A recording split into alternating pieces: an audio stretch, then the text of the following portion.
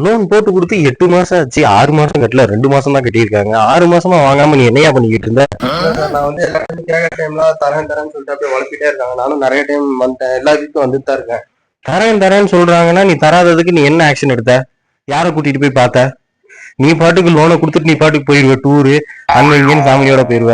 நீ காலையில இருந்து பாத்துட்டு இருக்கல எத்தனை காண்காது நம்மளை போட்டு அந்த காட்சி காய்ச்சிக்கிட்டு இருக்காங்க.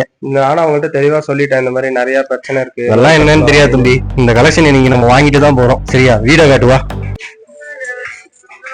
சார். ஒரு போன் மட்டும் வருது, அந்த வீடு தான் சார், பேசிட்டு மட்டும் வந்தாரு. சரி பாருங்க. ஒரு நாள் வீட்டுல இருந்தா போதும், எல்லா வேலையும் நம்ம தான் பார்க்க வேண்டியதா இருக்கு.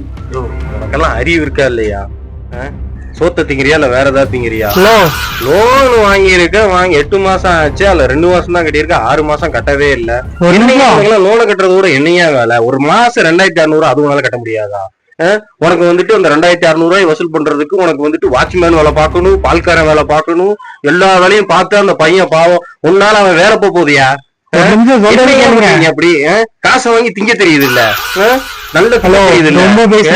என்ன ரொம்ப பேசுறாங்க? இப்படிதான் ஏன் பேசுவேன்? ரோஸ் இருக்குல்ல, 2600 ரூபாய் எடுத்துட்டு வாப்போ, போய் எடுத்துட்டு வாப்போ. ஒரு நிமிஷம் இருங்க.